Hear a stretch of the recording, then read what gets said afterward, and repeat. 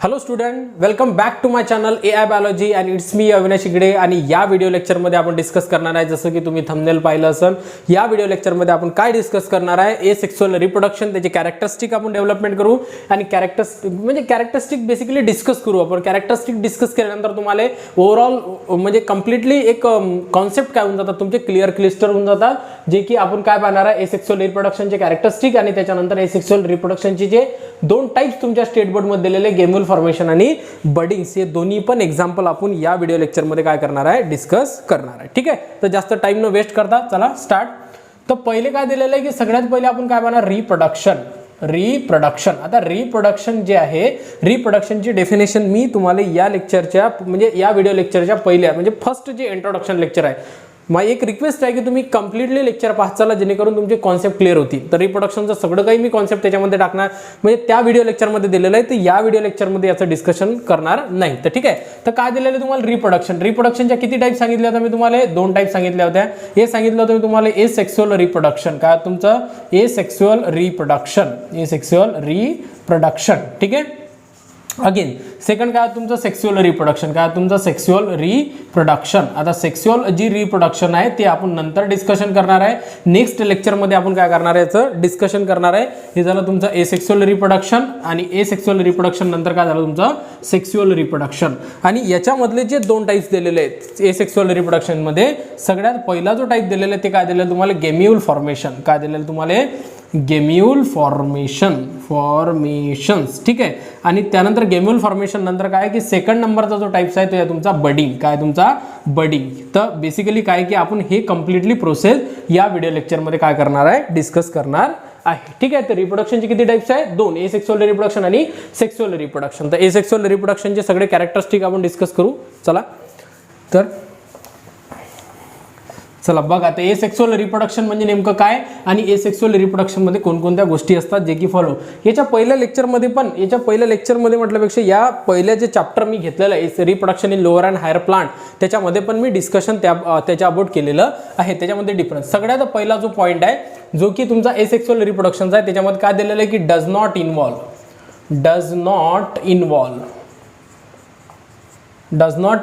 The fusion of gametes.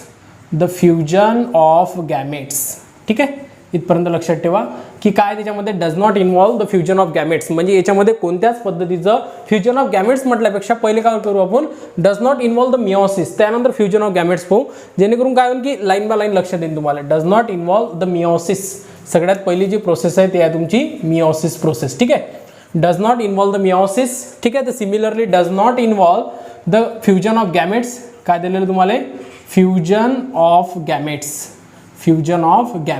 ठीक आहे, इथपर्यंत लक्षात आलं, फ्युजन ऑफ गॅमेट्स. त्याच्यामध्ये काय दिलेलं आहे की डज नॉट इन्व्हॉल्व. आता पहिली गोष्ट काय तर मिओसिस एक प्रोसेस आहे, जे की तुमची कोणती प्रोसेस आहे, सेल डिव्हिजनची, जे की रिडक्शनल आहे. तुम्ही 11th मध्ये सगळ्या गोष्टी रिडक्शनल डिव्हिजन आहे. मिओसिस मधून काय बनल्या जाते, तुमचे गॅमेट्स फॉर्मेशन केल्या जाते किंवा गॅमेट्स बनण्याच्या प्रोसेसला मिओसिस असे म्हणतात. तर मग बेसिकली काय की एसेक्सुअल रिप्रोडक्शन मध्ये कोणत्याच पद्धतीचं मिओसिस होत नाही. ठीक आहे. हे जे प्रोसेस आहे कशामध्ये होत असते, तुमच्या सेक्सुअल रिप्रोडक्शन मध्ये होते. कोणत्या रिप्रोडक्शन मध्ये, सेक्सुअल रिप्रोडक्शन मध्ये. मग बेसिकली काय की फर्स्ट कॅरेक्टरिस्टिक काय तुमचा एसेक्सुअल रिप्रोडक्शन का, तर त्याच्यामध्ये कोणत्याच पद्धतीचं मिओसिस होणार नाही. अगेन काय दिलेलं आहे, second point, does not involve the fusion of gametes, म्हणजे याच्यामध्ये कोणत्याच पद्धतीचं गॅमेटचं फ्युजन पण होणार नाही. लक्षात येतपर्यंत. त्यानंतर काय की does not involve the fertilization, अजून काही तुम्ही भरपूर काही कॅरेक्टरिस्टिक टाकू शकता. Fertilization, does not involve the fertilization, म्हणजे याच्यामध्ये फर्टिलायझेशनचं पण इन्व्हॉल्व होत नाही. ऑब्विसली गोष्ट आहे की मिओसिस होणार नाही तर गॅमेट्स बनणार नाही, आणि गॅमेट्स बनणार नाही तर फर्टिलायझेशन होणार नाही. अलग लक्षात इथपर्यंत. ठीक आहे. तर थर्ड आणि इम्पॉर्टंट पॉईंट काय त्याच्यामध्ये, हा झाला तुमचा सेकंड पॉईंट. थर्ड पॉईंट काय आहे त्याच्यामध्ये इम्पॉर्टंट, की याच्यामध्ये काय राहतात, इन्व्हॉल्व द युनिपॅरेंट. याच्यामध्ये किती इन्व्हॉल्व राहतात, इन्व्हॉल्व युनिपॅरेंट. काय राहते, युनिपॅरेंट. ठीक आहे. याच्यामध्ये किती पॅरेंट इन्व्हॉल्व राहतात, एकच पॅरेंट त्याच्यामध्ये इन्व्हॉल्व राहतात, जे आपण एसेक्सुअल रिप्रोडक्शन आहे. ठीक आहे. एक पॅरेंट म्हणजे काय, युनिपॅरेंट म्हणजे नेमकं काय, ज्याच्यामध्ये वन पॅरेंट, एक म्हणतो आपण त्याला, एक म्हणजे वन पॅरेंट काय राहते त्याच्यामध्ये इन्व्हॉल्व राहतात, त्याला काय म्हणतो आपण एसेक्सुअल रिप्रोडक्शन असे म्हणतात. ठीक आहे. तर मग एक पॅरेंट असल्या कारणानं काय होणार आहे याच्यामध्ये, की जेनेटिकली सिमिलर प्रोजेनी राहणार. काय राहणार, जेनेटिकल जेनेटिकल सिमिलर प्रोजेनी.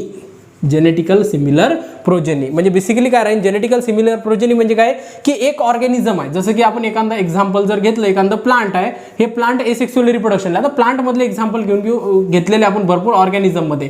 एखादा ऑर्गॅनिझम आहे जो की हा ऑर्गॅनिझम आहे आणि एका ऑर्गॅनिझम पासून डिव्हिजन होऊन किती ऑर्गॅनिझम तयार होतात, 2 ऑर्गॅनिझम तयार होत आहे. सेम डीएनए, याच्यापासून डीएनए किती आहे, एकच डीएनए अवेलेबल. याच डीएनए पासून याचं रिप्लिकेशन झालं, याचं रिप्लिकेशन झालं. मग बेसिकली काय आहे की याच्यामध्ये एकाच पॅरेंटचा डीएनए असल्या कारणानं काय होईल की याच्यामध्ये जेनेटिकली सिमिलर किंवा म्हणू शकतो की जेनेटिकल आयडेंटिकल प्रोजेनी राहणार. काय राहणार, जेनेटिकल आयडेंटिकल प्रोजेनी. याच्यामध्ये जीन चेंज होत आहेत का, डीएनए चेंज होत आहेत का, नाही. जे की जेनेटिक्स म्हणजे जेनेटिक्स मध्ये येणारे गोष्टी जसे क्रोमोझोम्स आहे, डीएनए आणि जीन्स आहे, याच्यामध्ये कोणत्याच पद्धतीचा बदलाव येणार नाही. अलग लक्षात इथपर्यंत. म्हणजे बेसिकली काय की काय राहणार, ते जेनेटिकली सिमिलर प्रोजेनी राहणार आहे. ठीक आहे, इथपर्यंत लक्षात आलं. तर हे जे इम्पॉर्टन्स कॅरेक्टरिस्टिक्स आहे तुमच्या एसेक्सुअल रिप्रोडक्शनचे कोणकोणते आहेत. अगेन्स्ट बघा, थोडं स्लो मध्ये पाहू आपण. डज नॉट इन्व्हॉल्व म्हणजे याच्यामध्ये काय इन्व्हॉल्व केलं जात नाही, मिओसिस इन्व्हॉल्व होत नाही. मग याच्यामध्ये अजून इन्व्हॉल्व काय होत नाही, फ्युजन ऑफ गॅमेट्स इन्व्हॉल्व होत नाही आणि त्याच्यामध्ये फर्टिलायझेशन पण होत नाही. आणि याच्यामध्ये काय तुमचं एकच पॅरेंट अवेलेबल राहतो आणि याच्यामध्ये काय राहते, जेनेटिकल सिमिलर प्रोजेनी अवेलेबल राहते. हे झाले तुमचे सगळे कॅरेक्टरिस्टिक्स ऑफ काय झालं तुमचं एसेक्सुअल रिप्रोडक्शन. ठीक आहे, एवढं लक्षात ठेवा की हे कॅरेक्टरिस्टिक आहे, विशेष गोष्टी आहेत ज्याच्या जे की तुम्हाला माहीत असणं गरजेचं आहे. ठीक आहे, चला तर मग एक एक्झाम्पल पाहून घेऊ आपण. याचे काय काय आहेत, कोणकोणत्या गोष्टी याच्यामध्ये फॉलो होतात, एक एक्झाम्पल. आता पहिले बघा की एसेक्सुअल रिप्रोडक्शनचे जास्त एक्झाम्पल तुम्हाला तुमच्या पुस्तकामध्ये स्टेट बोर्डमध्ये दिलेले नाहीये. आता त्याचं काय कारण असतं ते तर आपण नाही सांगू शकत, पण तुम्हाला 10 क्लासमध्ये most of the asexual reproduction म्हणजे एसेक्सुअल रिप्रोडक्शनचे भरपूर जास्त एक्झाम्पल तुम्ही 10 क्लासमध्ये तुमचे रिव्हिजन झालेले आहे किंवा 10 क्लासमध्ये तुम्ही शिकलेले आहे. ठीक आहे, तर सगळ्यात पहिलं जे आहे तुमचं गेम्यूल फॉर्मेशन. काय आहे, गेम्यूल फॉर्मेशन. ठीक आहे, तर चला मग आपण पाहणार आहे गेम्यूल फॉर्मेशन काय असते. तर बेसिकली हे स्पॉन्जमध्ये होत असते आणि स्पॉन्जमध्ये होत असताना हे इंटरनल बर्डचं एक एक्झाम्पल आहे. इंटरनल बडिंग जे की शरीराच्या अंदरमध्ये इंटरनल गोष्टीमध्ये इंटरनल बर्डचं एक्झाम्पल आहे तुमचं गेम्यूल फॉर्मेशन. काय तुमचं गेम्यूल फॉर्मेशन. आता बघा की गेम्यूल फॉर्मेशनचं थोडंसं पहिले डायग्राम काढून टाकू आपण. डायग्राम कशा पद्धतीने आहे, गेम्यूल फॉर्मेशन हे फर्स्ट एक्झाम्पल आहे. तर ठीक आहे, थोडी डायग्राम आपण साईडने काढू म्हणजे लिहिण्यासाठी आपल्याला लक्षात येईल, म्हणजे लिहिण्यासाठी स्पेस राहील.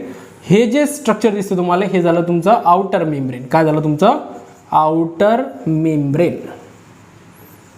Outer membrane. ठीक आहे, आउटर म्हणजे काय, बाहेरच्या साईडची. सिंपल गोष्ट आहे, बाहेरच्या साईडच्या मेम्ब्रेनला आउटर मेम्ब्रेन म्हणतात. त्यानंतर काय राहील तुमची याच्यामध्ये पुन्हा हे जे, ठीक आहे, हे झाली तुमची इनर मेम्ब्रेन. काय झाली तुमची इनर मेम्ब्रेन.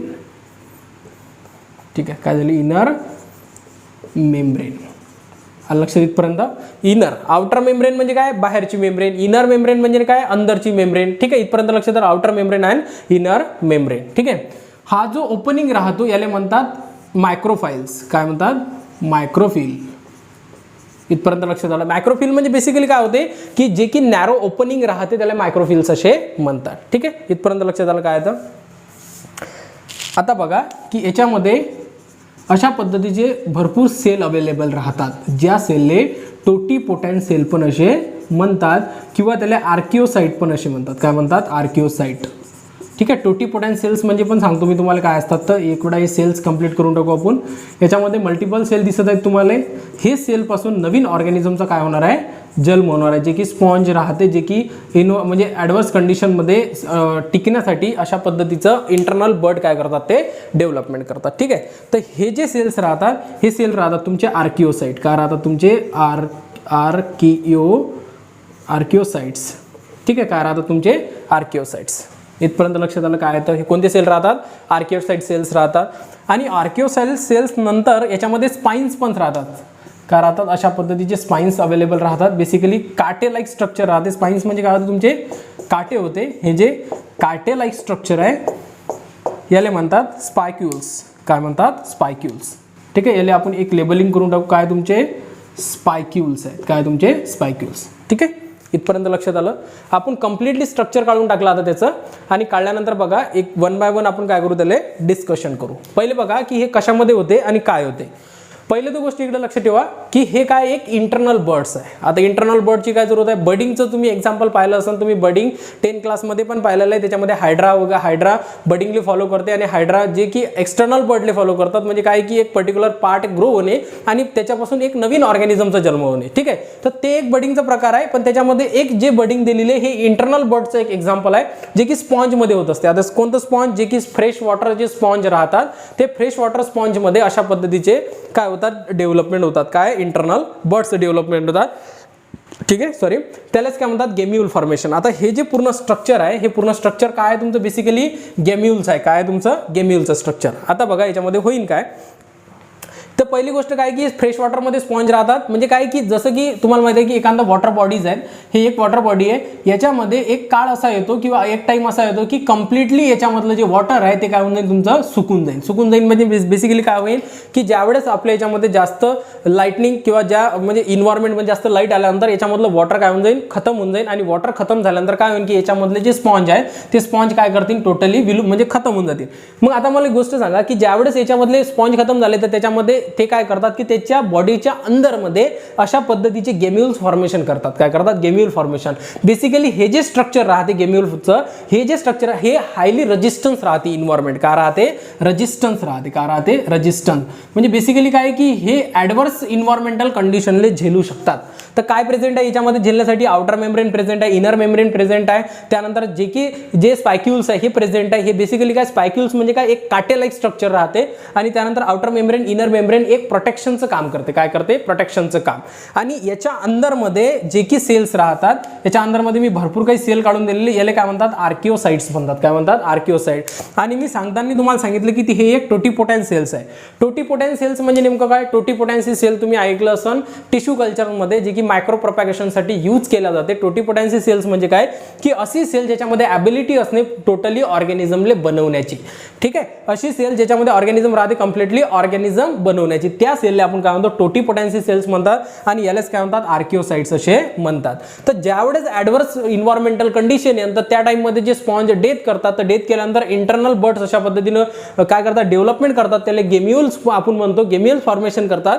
आणि गेम्यूल्स फॉर्मेशन झाल्यानंतर ज्यावेळेस फेवरेबल इन्व्हायरमेंटल कंडिशन येते, फेवरेबल इन्व्हायरमेंटल कंडिशन येते, त्यावेळेस काय होते की याच्यामधले जे की हे तुमचे आर्किओसाइट्स आहेत, हे आर्किओसाइट्स बाहेर येऊन म्हणजे अशा पद्धतीनं जे आर्किओसाइट्स काय येतील, बाहेर येतील आणि फायनली टोटली ऑर्गॅनिझमचा काय करतील, एक डेव्हलपमेंट करतील. काय करतील, ऑर्गॅनिझमचा डेव्हलपमेंट करतील.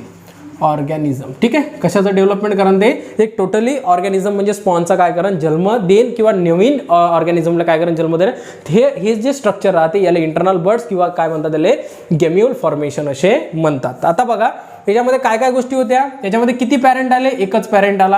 पॅरेंट किती होते याच्यामध्ये, एक पॅरेंट्स अवेलेबल होता. म्हणूनच हे जे एक्झाम्पल आहे हे कशाला फॉलो करतात, हे सेक्सुअल रिप्रोडक्शनला फॉलो करतात. आणि हे काय राहतात, जेनेटिकली आयडेंटिकल प्रोजेनी राहतात. जसे स्पॉन्ज आहेत तशाच पद्धतीचे डेव्हलपमेंट केले जातं. जे कॅरेक्टरिस्टिक आपण एक्झाम्पल मध्ये डिस्कस केले, म्हणजे डिस्कशन केले, ते सगळे याच्यामध्ये काय होतात, फिट होतात. ठीक आहे, तर हे झालं तुमचं स्ट्रक्चर ऑफ गेम्यूल फॉर्मेशन. ठीक आहे, एकदम इझिएस्ट मेथडला मी सांगितलं तुम्हाला. चला, याच्यामध्ये काही जर अडचण असेल तर तुम्ही पुन्हा व्हिडिओ पाहू शकता आणि त्यानंतर जर काही असेल तर तुम्ही कमेंट्स पण करू शकता. ठीक आहे, ठीक आहे. चला मग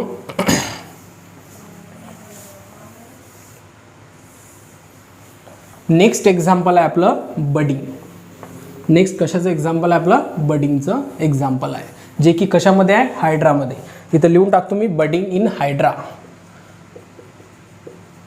बडिंग इन हायड्रामध्ये पाहणार आहे. ठीक आहे, हायड्राचं स्ट्रक्चर काढू आपण.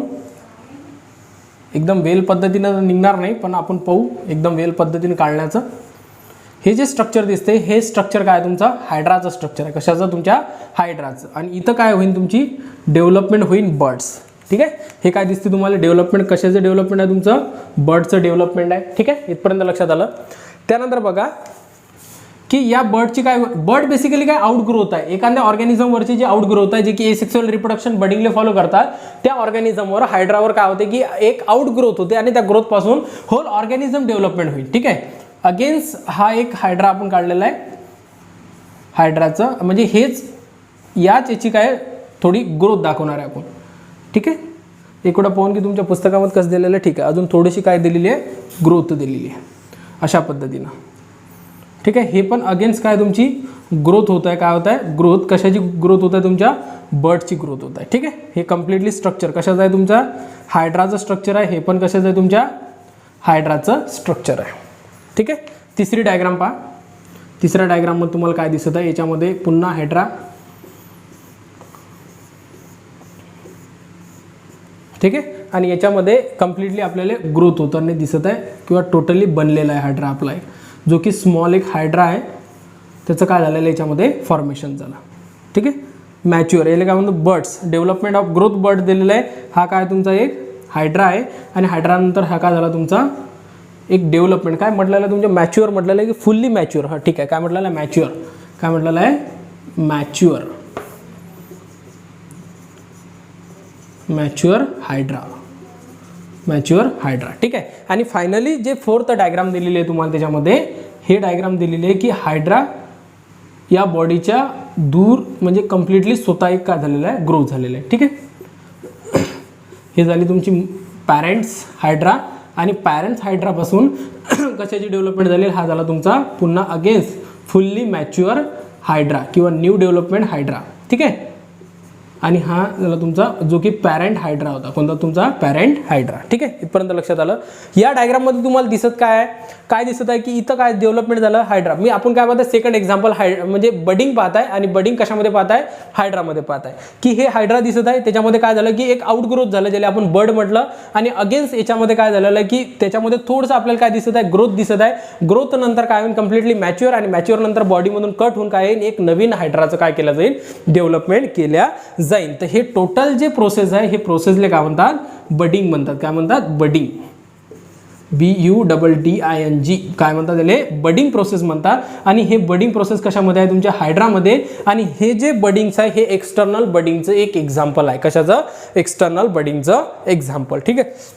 म्हणजे याच्यामध्ये झालं काय एसेक्सुअल रिप्रोडक्शनमध्ये किती पॅरेंट होते याच्यामध्ये युनी पॅरेंट आहे. किती आहे याच्यामध्ये युनी पॅरेंट अवेलेबल आहे. याच्यामध्ये कोणत्याच पद्धतीचं मिओसिस होत नसते, आणि मिओसिस झाल्यानंतर याच्यामध्ये कोणत्याच पद्धतीचं काय तुमचे गॅमेट फॉर्मेशन नाही आहे. गॅमेट फॉर्मेशन झाल्यानंतर याच्यामध्ये फर्टिलायझेशन होत नाही. फर्टिलायझेशन झाल्यानंतर याच्यामध्ये जेनेटिकल सिमिलर काय राहते तुमचं जेनेटिकल सिमिलर प्रोजेनी राहते. काय राहते तुमची जेनेटिकल सिमिलर प्रोजेनी. ह्या सगळ्या गोष्टी काय करतात फॉलो करतात. हे झाले तुमचे दोन एक्झाम्पल ऑफ एसेक्सुअल रिप्रोडक्शन, आणि हे इथं कंप्लीट झालं तुमचं एसेक्सुअल रिप्रोडक्शन. ठीक आहे. काही अडचण असेल तर तुम्ही कमेंट्स करू शकता, आणि जर काही डाऊट्स असेल किंवा जर तुम्हाला काही समजलं नसेल तर तुम्ही पुन्हा व्हिडिओ पाहू पण शकता, आणि कमेंट्स बॉक्स तर अवेलेबल आहेच तुम्हाला. ठीक आहे. जर तुम्ही स्टेट बोर्डचे असाल महाराष्ट्रामधून असाल तर तुम्ही चॅनलला नक्की सबस्क्राईब करा. मी खूप इझिएस्ट वेनं या प्लॅटफॉर्मवर तुम्हाला मोफतमध्ये काय करणार आहे सिलेबस कंप्लीट करणार आहे, जेणेकरून तुम्ही तुमच्या जीवनामध्ये काहीतरी एक बेटर केलं पाहिजे, त्यासाठी मी काय करणार आहे मोफत एज्युकेशन देणार आहे. ठीक आहे. थँक्यू.